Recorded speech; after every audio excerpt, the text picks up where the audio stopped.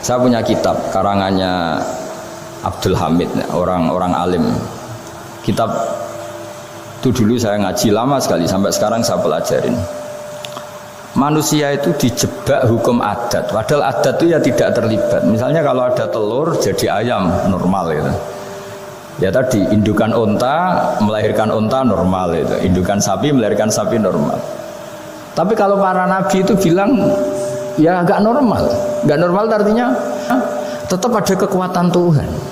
Indukan unta tahu apa tentang unta? Dia punya kekuatan apa bisa melahirkan unta, bisa menciptakan unta di perutnya, bisa ada jantungnya, ada paru-parunya, ada ususnya.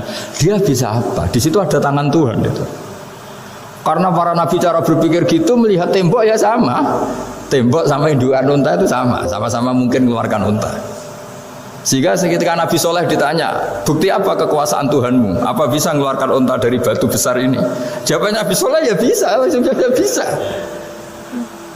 Dan mukjizatnya Nabi Soleh masyhur itu, keluarlah unta dari batu. Karena secara teori ya tadi, coba unta indukan itu apa seorang profesor, apa seorang ilmuwan sehingga bisa menciptakan anaknya itu. Apa dia terlibat dalam menciptakan jantungnya, paru-parunya, ususnya? Kan enggak juga. Telur bisa apa coba? Gobloknya bukan main telur itu kan. Tapi bisa mengeluarkan ayam, dia bisa apa? Nah, para nabi, para wali itu tahu semuanya itu kekuasaannya Allah. Nah, kalau karena kekuasaan Allah, bedanya apa dengan tembok? Makanya Nabi Muhammad ketika di padang pasir, semua sahabat bingung, nggak ada air, ya Nabi santai aja. Ini gimana Nabi nggak ada air, nanti orang mati kehausan. Nabi ya santai aja. Kamu ingin air katanya? Iya. Nabi nunjuk apa itu ya sudah, terus ada air. Ada yang keluar dari jemarinya, ada karena Nabi itu nggak tahu bedanya antara ini mungkin dan tidak mungkin tuh nggak tahunya itu ya semuanya itu Allah. Kalau kamu kan enggak, wah daerah gini enggak mungkin ada air. Ini kan padang pasir. Air itu biasanya di daerah hutan gini malah berteori macam-macam. Seakan-akan tidak ada Tuhan. Jadi kalau orang enggak bakat wali pasti berpikirnya gitu. Makanya enggak wali-wali itu memang enggak bakat karena itu kan artinya menafikan kekuasaannya Allah kan. Seakan-akan Allah enggak mampu bikin air di situ. Tapi kalau Nabi santai aja. Makanya Nabi Ibrahim ketika mau dibakar ya santai aja. Menurut beliau api bisa apa? Jadi itu meskipun hukum adat itu ya selalu berjalan ya. Normalnya api yang membakar di padang pasir, normalnya ya nggak ada air, normalnya batu ya nggak mengeluarkan unta. Tapi kamu jangan terjebak oleh keseharian yang Anda lihat. Tetap di balik itu ada kekuasaannya Allah Subhanahu wa Ta'ala. Nah ini yang namanya iman. Dengan iman seperti itu nanti ketika kita mati itu ya santai saja. Ketika kita hidup ya tidak tahu oksigen itu apa masuk ke tubuh kita sistemnya kayak apa, jantung kita ada ikut bikin, paru-paru kita. Artinya zaman kita hidup pun sebenarnya kita tidak bisa ngelola kehidupan itu, tidak bisa. Nah kalau sama nggak bisa, nanti setelah mati juga tidak bisa. Ya sudah, ketika kita hidup yang ngelola juga Allah, ketika mati juga yang ngelola. Bedanya apa? Nah, ini di sini terus kita dilatih inna sholati wa nusuki wa mahyaya wa mamati lillahi rabbil alamin. Tapi kenapa kita ragu terhadap kehidupan setelah kematian? Karena ketika kita hidup seakan-akan kita tahu cara hidup. Makanya Allah itu tersinggung betul ketika ada orang merasa bisa ngelola cara hidupnya. Makanya kata Allah kalau gojlok orang-orang yang kepedean itu, kalau kamu top, jangan mati. Itu falaula in kuntum ghairu madinin tarji'unaha in kuntum shadiqin. Kalau kamu merasa top itu jangan mati. Di mana-mana mati itu tidak top. Falaula idza balaghatil khulqum wa antum khina idzin tanjurun. Mbok ketika nyawa kamu sudah sampai kerongkongan, kamu tarik lagi supaya kamu tidak mati. Mati itu tidak top. Katanya kamu top kok mati. Jangan mati. Kalau top itu jangan mati, jangan miskin, jangan tua, jangan jadi jelek. Pokoknya top terus itu. Itu digosok sama Allah. Tapi orang itu lupa bahwa nah ketika sehat begini kita seakan-akan ngelola kehidupan. Nah gara-gara merasa ngelola seakan-akan kalau mati lalu saya gimana ya kalau mati? Di kuburan ngapain? Terus ngantornya gimana? Kerjanya di mana? Ya tidak usah begitu. Nah ini di sini pentingnya tauhid. Orang dilatih berpikir al-khalqul awal. Afa'ayina bil khalqil awal. Kalau dalam bahasa Yasin disebut kul yuhi alladzi ansha'aha awwala marrah. Jadi agama itu orang dilatih membayangkan pertama hubungan kita dengan Allah. Misalnya manusia pertama itu siapa? Adam. Adam bisa berpikir, bisa berlogika, bisa jalan-jalan, bisa macam-macam. Tapi andaikan Anda jadi Nabi Adam, mesti melihat kekuasaannya Allah itu begitu nyata. Karena saya materinya dari tanah, ternyata saya bisa berpikir. Betapa kudrohnya Allah, kekuasaan Allah, tanah yang benda mati bisa berpikir. Sekarang jadi saya. Sehingga ketemu, kira-kira Nabi Adam kalau ketemu tanah itu ya, kalau mau maksiat, wah ini tanah ini pasti komplain. Nah di sini pentingnya beragama. Sehingga ketika Rasulullah ngendikan, jika kamu memperbanyak sholat, maka tanah-tanah ini bersaksi terhadap sholat kamu. Jika kamu maksiat, juga tanah-tanah ini menjadi saksi pemberat. Itu kamu tidak jagal sama sekali, karena manusia pertama yang bernama Adam yang bisa berpikir itu materinya dari tanah. Jika kita tidak janggal ketika tanah disetatuskan bisa bersaksi. Tapi setelah kamu berpikir tanah itu bisa dicangkul, bisa dijadikan berhala, dijadikan kendi, dijadikan macam, seakan-akan tanah itu ya benda yang tidak penting. Tapi Nabi itu beda dengan kalian. Nabi tahu betul tanah ini makhluk Allah yang bisa berpikir. Sehingga Nabi yang ngendikan, kalau kamu sholat sunat atau beribadah sebaiknya jangan di tempat yang sama, biar yang menyaksikan kamu sholat itu banyak. Kita mungkin kan masa bumi bisa bersaksi. Tapi andaikan Anda Nabi Adam itu tidak akan janggal seperti itu, karena dia tahu materinya dari tanah dan ternyata jadi mata yang bisa melihat, jadi telinga yang bisa mendengar. Makanya Allah selalu mengingatkan, ingatlah al-khalqil awal, afai nabil khalqil awal. Karena khalqil awal ini yang menjadikan fitrah beragama yang baik. Sehingga ketika orang Yahudi bilang nggak mungkin Nabi Isa itu nggak anak zina, wong ibu kok tanpa bapak, anak kok hanya ada ibu tanpa bapak. Allah cara menjawab, inna masalah Isa indallahi kamatsali Adam. Jika kamu protes ada Isa karena tanpa bapak, ya protes dengan Nabi Adam, tanpa ibu, tanpa bapak. Nah ini diingatkan al-khalqil awal. Makanya Yasin bilang, kul yuhyihalladzi ansa'aha awwala marrah. Awal marrah itu kamu harus berpikir ketika hubungan kamu sendiri dengan Allah zaman sebelum ada semua. Jadi misalnya alam raya ini, bumi sebesar ini, masa suatu saat terus hilang, hancur, nggak berbekas. Ingat saja, bumi ini mulai dulu ya nggak ada. Diadakan oleh kekuatan besar yang super ada, yaitu Allah Subhanahu Wa Taala. Nah di sini kenapa faham-faham ateis itu hilang di dunia. Meskipun ada itu karena saking mungkin kurang peradaban. Makanya guru-guru kita mulai zaman Nabi Adam sampai sekarang itu cara berpikir sederhana. Bumi ini kadung ada. Di mana-mana sesuatu yang ada pasti disebabkan yang lebih ada. Kan nggak mungkin bumi yang ada kemudian penciptanya itu udah ada. Itu kan ngajak goblok bareng gitu kira-kira gitu. Masuk sesuatu yang ada disebabkan oleh sesuatu yang tiada. Maka guru-guru kita ngajari, pertama sifat Allah itu wujud. Karena ini wujud super atau kausa prima, terus kiai bilang wajibil wujud. Wajibil wujud terjemahan bebasnya ya wujud super. Karena wujudnya Allah itu yang mempengaruhi ya semua alam raya ini, dia harus di depan. Masa yang menciptakan di belakang. Makanya terus disifati qadim. Qadim itu harus lebih dulu atau awal. Nah, makanya ketika Fir'aun ngaku Tuhan itu cara membatalkan Nabi Musa itu sederhana. Kalau kamu Tuhan berarti bapak kamu nggak ada Tuhan karena Tuhannya terlambat datang. Nah, itu langsung. Oh iya ya, kalau ya kan berarti babanya dia tanpa Tuhan, kan Tuhannya baru kemarin. Aktenya baru diurus, itu aktenya baru diurus itu Tuhannya ini. Makanya Fir'aun itu akhirnya Nabi Musa punya pengaruh besar di kalangan punggawa Fir'aun. Karena ketika debat terbuka itu punggawanya dengar. Akhirnya mereka iman sama Nabi Musa. Ini disebut wa qala rajulun mu'minun min ali fir'auna yaktumu imanah. Banyak yang diam-diam ini iman karena logika Fir'aun jadi Tuhan itu enggak masuk akal. Yang benar adalah Tuhannya Nabi Musa. Nah orang-orang ini itu ya dibilang enggak loyal ya pokoknya dia iman. Dan dia juga ikut rapat, besok Musa tangkap. Karena mereka sudah iman sama Musa terus sebelum eksekusi itu datang, ini datang ke Musa. Tadi malam saya ikut rapat, keputusannya Anda ditangkap mau dibunuh, jangan lari saja dulu kan. Jadi kan nggak bisa disebut pengkhianatan, kan ini orang baik. Jadi malamnya ikut rapat, besok Musa tangkap bunuh. Iya Nabi Musa paginya sebelum di itu, Musa saya nanti malam ikut rapat dan keputusannya Anda ditangkap dibunuh, kamu lari saja sekarang.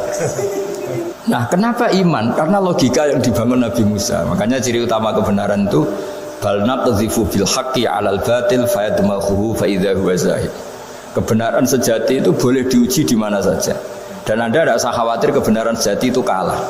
Pasti menang. Kalau kebenaran itu kebenaran sejati pasti menang. Di sini terus ada ulama-ulama kayak banyak lah, termasuk di Indonesia kayak Pak Quraisy Shihab, kayak yang nyaman saja anak-anaknya di luar negeri karena merasa kebenaran sejati itu tidak akan kalah. Sehingga ketika ada negara yang begitu maju, saya pernah ditanya sama orang yang kuliah di Inggris, di Swiss, Gus, saya ini kan orang Indonesia tapi pengagum negara Swiss, Swedia, negara di sana itu makmur, terus tertib. Bagaimana saya tetap mencintai Islam yang secara lahir itu kadang-kadang beberapa negara Islam itu kacau. Ada seorang mahasiswa tanya gitu. Dia tanya cara ingat Allah, ya membela Islam kira-kira gitu. Terus saya berita, tak kasih tahu dia. Ketika Anda muji negara-negara itu makmur, sejahtera, itu sebetulnya tetap utang jasa terbesar itu sama Tuhan. Pejabat bisa apa ketika Allah misalnya nggak bikin air? Negara bisa apa misalnya ketika Allah itu nggak bikin oksigen? Tetap semua ketertiban itu karena kehendak Allah. Berarti utang jasa kamu di negara manapun tetap sama Allah, bukan pada yang lain. Bahwa ada hukum sosial manusia, oke lah, kedua, ketiga, harus terima kasih. Hanya dia sadar. Nah, masalahnya kita ketika di negara yang makmur gitu, pikiran kita, oh, presidennya hebat, menterinya hebat, tata sosialnya hebat. Oke, nggak apa-apa, muji manusia itu nggak apa-apa. Tapi tetap itu semua di bawah muji Allah Subhanahu wa Ta'ala. Ada air begini ciptaan Allah, ada oksigen sehat ciptaannya Allah. Sehingga muji pertama itu kepada apa artinya kehebatan manusia ketika ada gempa besar, ada likuifaksi, ada macam-macam. Nah, maksud saya ngaji di sini, ingat Allah itu dengan cara seperti itu. Sehingga ketika kita hidup di negara manapun, ya utang jasa pertama pikiran kita sama Allah Subhanahu wa Ta'ala. Tapi kalau enggak, kamu terjebak hukum adat tadi. Di mana-mana ayam itu yang mengeluarkan telur, telur mengeluarkan ayam, nggak bisa bantu batu ini mengeluarkan ayam, keliru kamu. Ketika ayam mengeluarkan telur, memangnya ayam itu bisa? Apa dia berpikir sekolah dulu gimana ya cara punya telur? Kan tidak juga. Tidak bergerak juga. Apa ketika mata kamu bisa melihat terus kamu merencanakan gimana ya mata supaya bisa melihat? Ya tahu-tahu sudah melihat. Di sini disebut afa'ayina bil khalqil awal ansa'aha awalan wa marrah wa huwa alladhi yabda'ul khalqa tsumma yu'iduhu wa huwa ahwanu alaih. Allah selalu mengingatkan. Nah, iman yang baik itu iman yang seperti saya utarakan tadi. Kamu ingat kekuasaan Allah ketika belum ada apa-apa. Belum ada apa-apa ya Allah bikin manusia itu dari tanah, bikin ayam ya dari tanah, bikin sapi ya dari tanah. Bahkan semuanya dari ketiadaan. Nah, dengan iman seperti itu, nanti kalau kamu ngaji hadis, Nabi bisa mengeluarkan air dari apa? Dari jemarinya. Terus Nabi Ibrahim dibakar gak apa-apa. Nabi Soleh bisa mengeluarkan unta dari batu besar. Nabi Musa bisa menyibak laut hanya dengan tongkatnya. Itu semuanya kamu tidak janggal. Karena tadi ingat bahwa kekuasaan Allah itu tidak terbatas. Itu cara iman yang benar. Sehingga nanti ketika kita mati juga gitu. Ketika kita hidup ya tidak bisa ngatur jantung kita, paru-paru kita. Pasti sama lah. Setelah kita mati juga tidak bisa ngatur. Yang hanya ngatur Allah Subhanahu wa Ta'ala. Hidup kita dalam kendali Allah, mati kita dalam kendali Allah. Ya sudah, terus kita mati ya nyaman saja. Saking nyamannya itu orang-orang soleh kalau mati itu jarang berdoa. Bukan karena apa-apa. Kalau berdoa itu resikonya kan gini, mustajab dak ya, dikabulkan dak itu. Itu menjadikan setan punya peluang masuk, diganggu. Makanya ajarannya Nabi, mangkana akhiru kalamihi la ilaha illallah wa fi riwayatin Allah dakhalal jannah. Jadi kalau mau mati bersaksi saja. Sudah ini enggak saatnya berdoa, saatnya bersaksi. Makanya hanya disuruh bilang Allah, Allah, Allah. Dan supaya ini menjadi akhir kalimat. Sehingga nanti keren lah. Ketika ketemu Allah, apa akhir kalimat kamu yang kamu lafadzkan Allah, Allah. Jika di kitab-kitab diterangkan, ketika orang tua kamu mau mati sudah bilang Allah, jangan tanya catatan hutang di mana ya, tabungannya di mana ya. Terakhir jawab mandiri terus mati lah. Gak boleh ditanya lagi. Sekali ditanya nanti akhir kalimatnya mandiri. Nah, itu gak boleh. Jadi sekali sudah bilang Allah jangan ditanya lagi. Pak, tabungannya di bank mana? Gak boleh. Bahayanya sekali jawab mandiri terus mati berarti akhir kalimatnya itu ya mandiri. Makanya harus akhir. Jangan nanti statusnya itu mangkana akhiru kalami, memang akhir dari yang dikatakan itu kata Allah. Nah sebetulnya teks hadis itu la ilaha illallah. Ini pinternya Kiai Jawa. Lagi-lagi kembali ke kultur. Kiai Jawa itu kiai yang bisa modifikasi kultur. Sebetulnya kalimat hadis itu yang masyhur, itu yang populer itu la ilaha illallah. Tapi Kiai Jawa itu, dan itu ngikuti kitab-kitab Arab juga, kitab-kitab. La ilaha illallah itu resikonya tinggi karena di situ kan tiada Tuhan yang berhak disembah kecuali Allah. Ada kata la ilaha ini. Nah takutnya pas la ilaha sudah mati. Nah karena itu ada resiko la ilaha gak khatam, berarti tiada Tuhan. Nah, sehingga karena ini dianggap riskan, ya terus Kiai Jawa ngajari sudah lah, gak usah kepanjangan ya sudah Allah gitu. Jadi itu sudah agak-agak rekayasa lah, agak-agak istihad gitu. Maksudnya itu sebenarnya teks panduannya itu la ilaha illallah. Teks panduannya. Tapi kiai-kiai itu tentu yang paling tahu tentang kehendak Nabi karena nekuni ilmu itu lama sekali. Kita ngikuti cara-cara ditentukan para kiai. Karena tadi la ilaha illallah itu kan ada kalimat yang tadi ya, tiada Tuhan kan. Nah kata tiada Tuhan ini yang dianggap riskan kalau nggak khatam. Daripada potensi itu terus kiai-kiai ya agak-agak improvisasi lah, itu memang ya sudahlah Allah. Nah supaya itu menjadi akhir kalimah, ya saya ulang lagi menjadi apa? Akhir kalimah. Setelah itu kata kitab-kitab jangan tanya hal lain. Ya sekali ditanya nanti dia akan melafatkan hal lain itu. Ya tadi misalnya tabungannya di mana? Saja sini. Nah, yang ribet kalau wong kuno itu neng laci, neng sorogan. Berarti kalimat terakhirnya ya laci sorogan itu. Nah, sehingga terus itu pinternya guru-guru kita. Jadi saya ulang lagi ini yang terakhir saya pesen, latihlah iman seperti imannya para ulama, para aulia, syukur-syukur yang dekati imannya para nabi. Itu cara berpikir itu al-khalqul awal. Afa'ayina bil khalqil awal. Qul yuhyihal ladzi ansaha. Nah, yang terakhir saya pernah ditanya, ya agak gojekan, agak guyon, tapi saya ditanya. Saya itu nggak bisa melihat, Gus. Aneh orang Afrika itu. Kan misalnya ada Miss Afrika itu.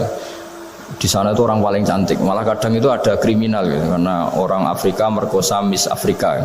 Itu kata orang Indonesia, Gus, dikekno aku ora doyan gitu. Itu kan. Itu lah ini kan secara syariat mungkin lelaki itu punya rasa dengan perempuan itu ya kalau berpakaian serono atau gimana secara teori. Tapi sebetulnya oke itu benar. Tapi sebetulnya ada ansaha awala mar.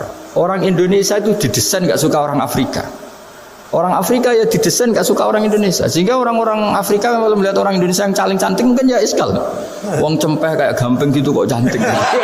Mungkin perasaannya cowok-cowok Afrika ya gitu. Itu cantiknya di mana? Orang Indonesia kebalik kan? Kalau cowok-cowok Indonesia ngelihat Miss Afrika itu cantiknya itu nangdi gitu. Kok sampai ada pemerkosaan tuh apa itu? Nah itu menunjukkan Allah yang Maha Kuasa. Allah itu mendesain gennya orang sana. Beda dengan kita. Ya itu bukti bahwa Allah itu nggak bisa. Ya sudah semuanya itu Allah yang mendesain. Itu bukti bahwa manusia itu bisa apa di depan kau. Wong orang kayak Afrika kok disuruh bilang cantik, kita kan protes. Cantiknya di mana? Mungkin orang sana juga protes ke kita. Orang Jawa cempeh itu kok cantiknya dia. Itu orang-orang Indonesia kalau ngelihat bule cantik itu kan ketemu kan janggal. Orang-orang Jogja, bule wayune nang ndi gitu. Kulitnya gitu kan ya, sama mereka juga bilang kita mungkin seperti itu. Itu namanya didesain ansyaha awal apa? Marrah. Sudah memang desainnya seperti itu. Nah di sini supaya kita ingat. Nah, ingat bahwa hati juga gitu. Ketika kita cinta istri itu janggal betul kalau terjadi konflik. Tapi kalau sedang konflik itu janggal betul terjadi perdamaian. Nak lagi mau ngangkel itu ya problem betul. Nah ini di sini pentingnya iman. Orang terus disuruh berdoa ya muqallibal qulub tsabbit qalbi ala dini, karena kita tidak tahu cara berpikir. Ada perempuan cantik sering merengut, pecintanya ya banyak, dianggap pemikir serius. Tapi kalau baru gedeng namanya ya merengut, bukan pemikir. Orang senyum itu kita seneng gitu. Tapi kalau baru gak seneng, murahan guyu. Itu jadi manusia itu unik. Hanya sama, tapi cara nganalisis beda. Tinggal sedang seneng apa enggak. Lucu kan? Ada orang anteng di rumah itu kalau lagi seneng ya, oh itu anteng nggak banyak ngeluyur. Tapi baru nggak seneng, seneng ngomong gue nganggur. Gitu. Nah, itu kita tidak pernah tahu. Kita simpulkan apa itu tidak pernah. Makanya wisata pernah ada orang wisata datang ke sini tak nasihatin. Orang wisata itu kan seneng di kampung-kampung yang terbelakang gitu melihat orang manusia pohon, melihat apa. Terus saya bilang, itu kan kasihan kan masa manusia jadi objek. Bahkan bayangannya ya kalau mereka jadi modern jadi gak menarik kan. Padahal kita yang orang pendidikan kan inginnya mereka terentas lah dari kultur itu. Ya itu kan gak sambung kan. Yang satu bilang unik, masyarakatnya masih unik, masih naik-naik pohon. Tapi bagi orang pendidikan kan tersiksa kan. Ini bangsa kita, warga kita kok masih seperti itu. Makanya orang wisata itu nasihati, kamu kesana itu niat melihat apa niat mengentas? Kalau niat mengentas, tak jamin ada pahala. Enggak Gus, mau niat mengentas katanya. Niatnya baru sekarang apa mulai dulu-dulu? Baru sekarang. Dan ini cerita dari manusia itu semudah itu, Pak. Nah, setelah kamu ngaji ini, kamu tidak akan janggal terhadap kenapa Nabi itu begitu santai. Ketika tadi makanan misalnya satu wadah itu cukup untuk orang 300. Sampai Jabir yang undang Nabi kan hanya kambing kecil, cukup orang 6. Ternyata Nabi ngajak orang 300 lebih. Tapi Nabi bilang ya sudah semuanya makan cukup. Kata-kata Nabi kan zaman dulu belum ada beras, belum ada Allah itu bisa kok mengenyangkan malaikat tanpa makan gitu. Susahnya apa mengenyangkan manusianya dengan nasi sedikit itu ya Nabi ya santai aja, semuanya kenyang santai. Ya itu iman-iman yang sudah benar-benar awal amarah sudah. Allah tidak harus terdikte oleh nasi. Kalau nasi sedikit harus cukup orang sedikit. Kalau banyak harus orang banyak. Allah tidak perlu kena aturan itu semua. Tidak perlu. Misalnya ini Tuhan kata kok kamu atur itu gimana? Tidak bisa. Ya Pak Bakarangkahnya ngaji ini insya Allah Anda setelah baca mukjizat keramat itu tidak. Beda itu ada dua. Beda karena bodoh. Nah, itu memang harus kita tinggalkan. Yang beda karena bodoh. Ada beda karena rumus ilmu. Itu harus kita hormati. Saya punya sekian bukti beda ya kalau karena bodoh tentu kita tinggalkan. Tapi kalau karena rumus ilmu yang beda, misalnya gini, saya kiai yang lama di kota, saya akan lama kerja di Jogja. Mungkin perasaannya orang kota itu kalau ketemu tetangga, misalnya saya kiai, udahlah kalau ketemu tetangga itu gak usah tanya. Ya kalau ketemu biasa aja, gak usah tanya, gak usah ramah, biasa aja. Itu mungkin bagus nasihat itu di kota, karena kalau di kota itu ketemu tonggo takok badhe tempundi mau kemana itu ganggu privasi. Sehingga bagian dari kebaikan baik sama tetangga ya jangan tanya karena itu ganggu apa? Privasi. Tapi kalau di kampung dianggap sombong kan nggak tanya. Nah hal-hal seperti ini itu perbedaan karena ilmu. Memang di kota kulturnya seperti itu, di kampung seperti ini. Nah itu bukan perbedaan karena kondisi muqtadul hal. Memang kondisinya berbeda. Ya kondisinya apa? Berbeda. Misalnya saya sebagai kiai kan bayangkan kiai itu suka lah ngaji ibadah itu. Terus kamu karena orang kota sukanya pizza terus Gus kesini Gus ayo naik makan pizza bareng kan saya malah terganggu. Kamu niatnya hormat tapi ganggu karena sehingga dulu sahabat ini cerita sahabat ada sahabat yang ditanya tabiin itu generasi setelah sahabat sifli wajah Rasulillah tolong jelaskan ke kami wajah Rasulillah Shallallahu Alaihi Wasallam. Ini sahabatnya nangis. Oh maaf sekali, saya tuh gak pernah melihat wajahnya Nabi meskipun saya berpuluh-puluh tahun jadi sahabat. Juga gak pernah sowan Nabi. Saya sering jamaah sama beliau. Ditanya kenapa? Saya tuh sungkan. Beliau terlalu wibawa. Jadi bentuk penghormatan sahabat ini ke Nabi justru gak berani melihat wajahnya. Dan bukti penghormatan pada Nabi dia gak pernah sowan. Nabi itu punya anak, punya istri, punya cucu. Kalau sowan tuh ganggu. Jika dia cara berpikir ya itu bentuk hormatnya. Ya itu ya sah saja dia cara berpikir ditakdir begitu. Tapi ada beberapa sahabat yang justru saking cintanya sering melihat wajah Nabi, sering sowan Nabi. Itu haknya dia cara berpikir begitu. Nah kira-kira seperti itu. Jadi perbedaan itu ada dua. Ada yang karena bodoh, itu tidak kita ikuti. Tapi ada perbedaan karena pengetahuan. Ya kalau karena pengetahuan harus kita ikuti karena memang itu ya itu kan urusan sudut pandang. Dulu ketika Mekah dikuasai Sayyidina Umar setelah Fathu Mekah dan Umar sudah kuat betul. Itu banyak sahabat yang dulunya orang Mekah Itu sama Umar disuratin, cobalah kembali ke Mekah. Di Mekah itu kamu sholat di Masjid Haram sebagaimana 1000 sholat. Sekarang Mekah aman milik kamu, silahkan kembali ke Mekah. Tapi jawabnya sahabat tuh nggak mau. Paling di Mekah hanya dapat pahala 1000 sholat. Tapi kalau mengislamkan orang di daerah-daerah pedalaman itu dakbul anbiya. Ciri khas Nabi itu yang membenarkan orang itu, bukan di satu tempat. Terus sampai nambahin surat ini, wa alam anal ardo lam tuqaddis ahad, dan bumi itu tidak bisa loh mensucikan orang. Abu Lahab itu orang Mekah, Abu Jahal orang Mekah, tapi tetap begitu. Akhirnya jenis ini berpikir, ya sudah lah, gak di Mekah gak apa-apa. Andai kan Mekah itu bisa mensucikan orang, gak ada Abu Jahal, gak ada Abu Lahab.